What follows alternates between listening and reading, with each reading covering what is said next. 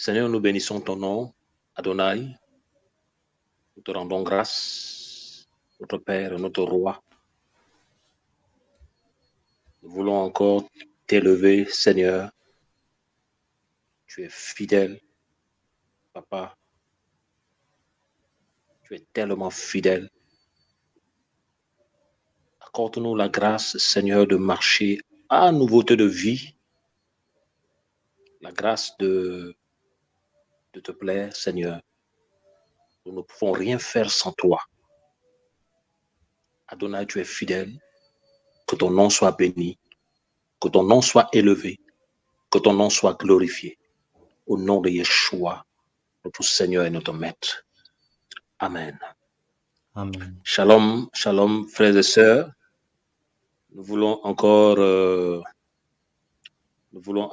par la grâce du Seigneur, nous édifier ce soir, voilà, cette nuit. Voilà, nous voulons parler de la famine spirituelle qu'il y a actuellement dans les églises, dans les nations. Voilà, la famine spirituelle.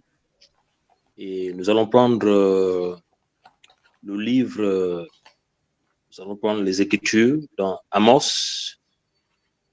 Nous allons prendre les Écritures dans Amos, chapitre 8, à partir du verset 11 à 12.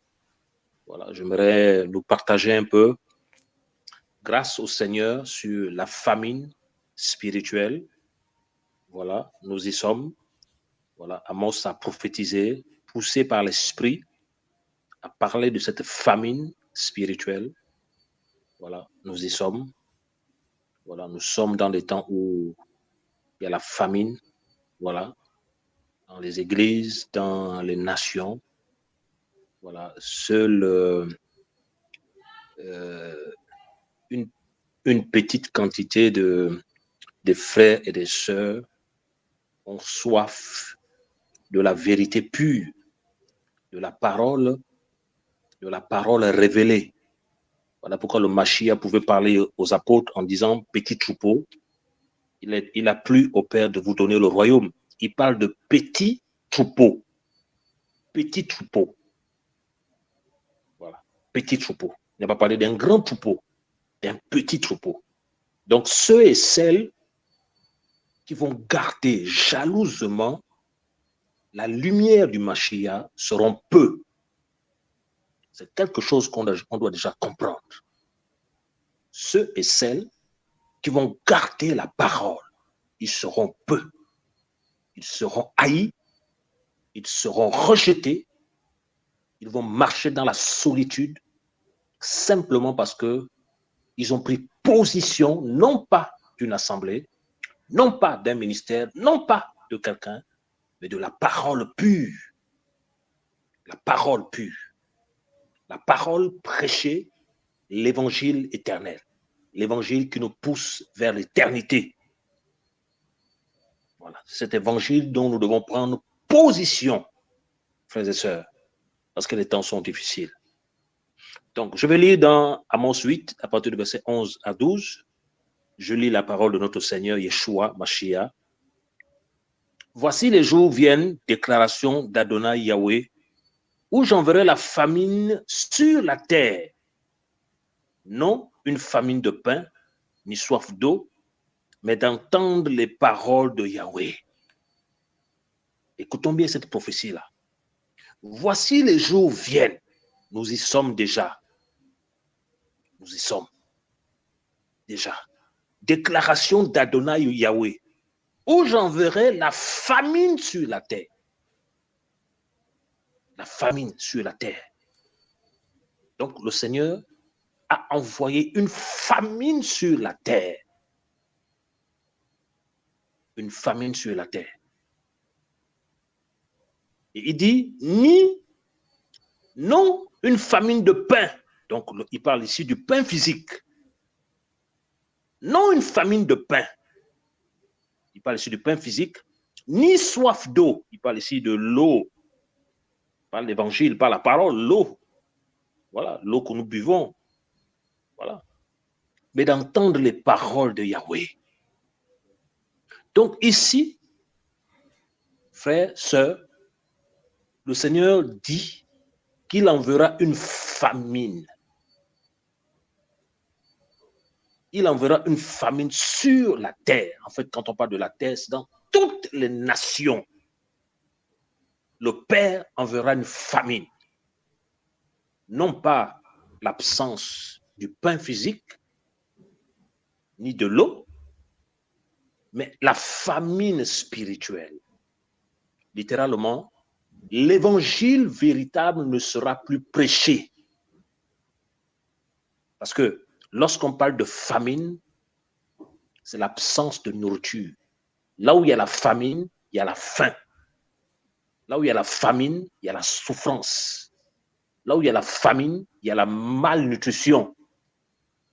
Et c'est le cas, et c'est le constat aujourd'hui que nous sommes en train de vivre dans toutes les nations, la famine, c'est-à-dire l'absence de l'évangile véritable, l'absence du message véritable du Seigneur.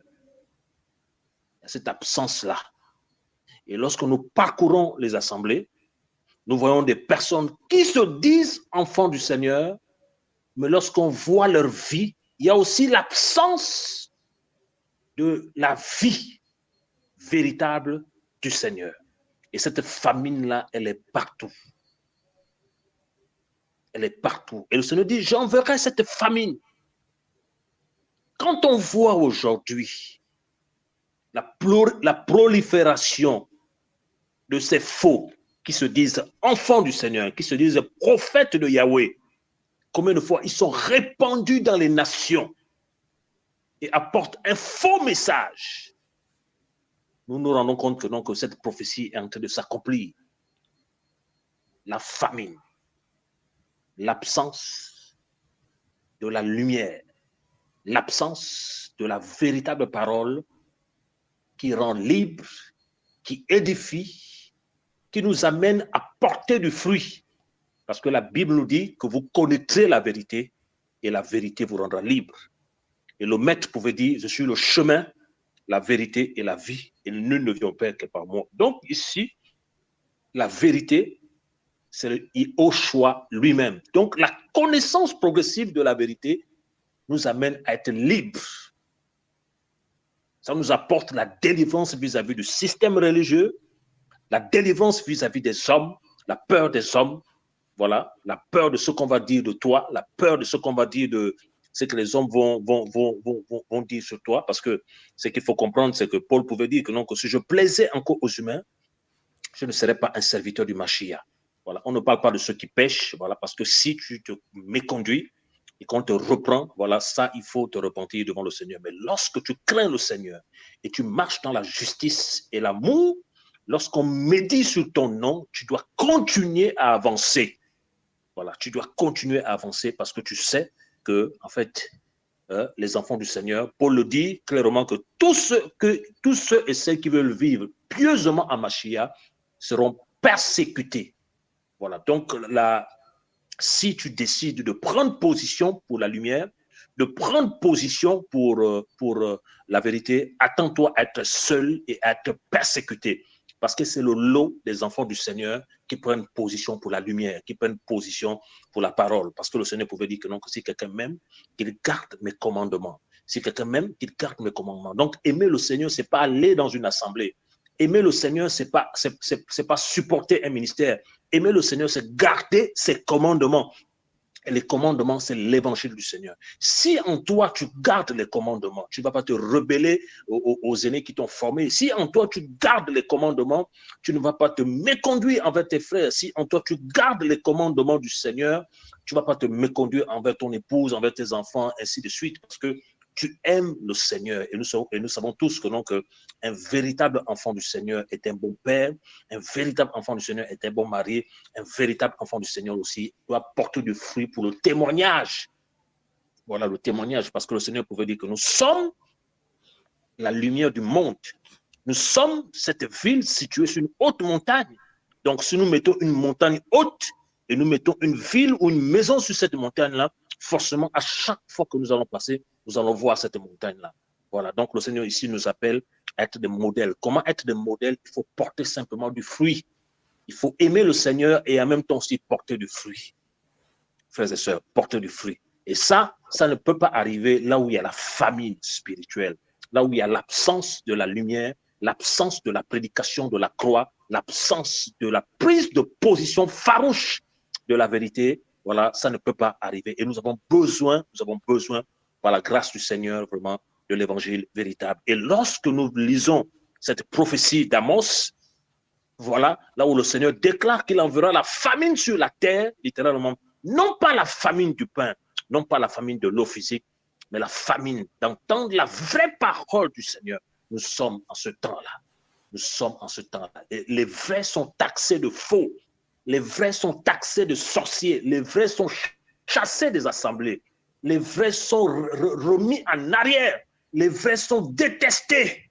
Voilà, et ce sont les faux qui prennent place maintenant dans nos assemblées. Ce sont des faux qui prennent place, des fils de Satan, les fils et les filles du mal qui prennent place dans nos assemblées. Et lorsqu'ils se positionnent en tant que responsables dans les assemblées, c'est pas pour édifier, bien sûr, c'est pour détruire. Parce que la Bible dit que non, que le voleur ne vient que pour dérober, égorger et détruire. Donc, ils viennent pour détruire les enfants du Seigneur. Ils viennent pour déstabiliser les enfants du Seigneur. Mais la Bible dit que non, que le Seigneur vient pour donner la vie et la vie en abondance. Et la vie en abondance, frères et sœurs. Le Seigneur a déclaré une famine. Une famine. La parole du Seigneur devient rare. Nous avons cette grâce-là d'entendre l'évangile pur. Mais d'autres n'ont pas cette grâce-là. Elle est rare dans les nations. Elle est rare. Voilà pourquoi le Seigneur peut dire ce soir, qui enverrai-je? Qui enverrai-je? On doit comprendre que, au lieu de passer notre temps à discuter, les nations ont besoin de l'évangile. Au lieu de passer notre temps dans la distraction, les peuples ont besoin de l'évangile. Les nations ont besoin que les hôpitaux soient construits. Les peuples ont besoin d'être guéris, soignés. Les gens en ont besoin, les gens ont faim, les enfants souffrent. Le Seigneur pouvait dire, qui enverrai-je? La moisson est grande, mais il y a peu d'ouvriers. Comment entendront-ils parler de ce message, l'évangile pur, s'il n'y a personne qui est envoyé, s'il n'y a personne qui prêche le message du Seigneur, le message du temps, l'évangile de vérité? Parce qu'il y a la famine. Cette famine-là aussi est due au fait des faux prophètes qui vont partout sur la terre et apportent un évangile terrestre qui attire les gens sur la terre. Alors que dans Apocalypse 14, on nous parle d'un ange qui volait et qui allait proclamer un évangile éternel. L'évangile du royaume des cieux qui nous pousse à l'éternité. Qui nous pousse à l'éternité. Frère, c'est grave. C'est grave. C'est grave. C'est le temps. C'est le temps de partager le message du Seigneur.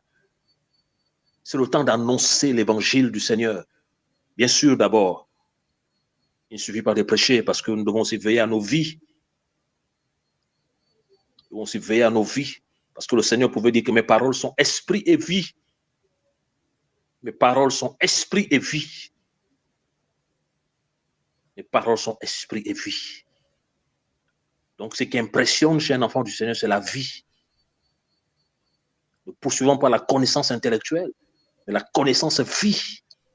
Cette révélation qui change ton cœur. Cette révélation qui change ta vie. Cette révélation qui change ta manière de faire. Et lorsqu'on te voit parler, lorsqu'on te voit agir, on voit le Mashiach. Parce que la Bible nous dit que tout disciple accompli sera comme son maître. Et le maître, c'est qui? C'est Yeshua, notre Seigneur et notre maître. notre Seigneur et notre Maître. Alléluia. Et au verset 12, il dit, Amos 8, à partir du verset 12, il dit, ils erreront de la mer à la mer, du nord à l'est, ils iront ça et là pour chercher la parole de Yahweh. Et ils ne la trouveront pas. Ils ne la trouveront pas. Le Seigneur annonce que les gens vont tourner de partout. Ils vont faire des grands voyages pour assister des programmes de milliards. Ils vont dépenser. Mais ils ne trouveront pas cette parole. C'est à côté, mais ils n'ont pas eu la grâce d'avoir les yeux ouverts. Ils vont dépenser des sommes pour assister des programmes payants. Alors que la Bible nous dit que vous avez reçu gratuitement, donné gratuitement. Tout est gratuit dans l'évangile. La gratuité, un message biblique qui vient du Seigneur. Voilà. Le verset 13. En ce jour-là, les belles vierges et les jeunes hommes s'évanouiront de soif. Donc, il y aura la soif, il n'y aura plus la parole. Il n'y aura plus la parole. Et nous sommes dans ce temps-là. Nous sommes dans ce temps-là. Regardez aujourd'hui, combien de fois ceux qui se disent même enfants du Seigneur rejettent la vérité, rejettent la parole, rejettent la parole. Frères et sœurs, combien de fois nous prions que le Seigneur, par sa grâce, envoie ses vrais fils partager le message du Seigneur là où il y a la famine, afin que l'évangile véritable arrive, afin que le message du Seigneur arrive au contrées et que les peuples soient abreuvés et que les peuples soient guéris, soient transformés par l'évangile. L'évangile que Yohanan a prêché, l'évangile que Paulos a prêché, l'évangile que Pétros a prêché, la croix, le message du Maître. Alléluia. Soyez bénis ce soir. Soyez encouragés, frères et sœurs. Voilà. Nous sommes dans des temps où la famine bat son plein partout. Mais nous avons reçu la grâce d'entendre avec l'oreille spirituelle le message de l'évangile. Gardons ce message. Gardons cette parole, car elle est la vie éternelle. La vie éternelle, c'est qu'ils te connaissent, toi le seul vrai, elle, et celui que tu as envoyé, Yehoshua, Mashiach, notre Seigneur et notre Maître. Soyez tous bénis, encouragés, tenons bon, tenons bon, tenons bon. Et ne soyons pas de ceux qui se retirent pour se perdre, mais de ceux qui ont la foi pour sauver leurs âmes. Soyez bénis, encouragés, au nom de Yeshua. Amen.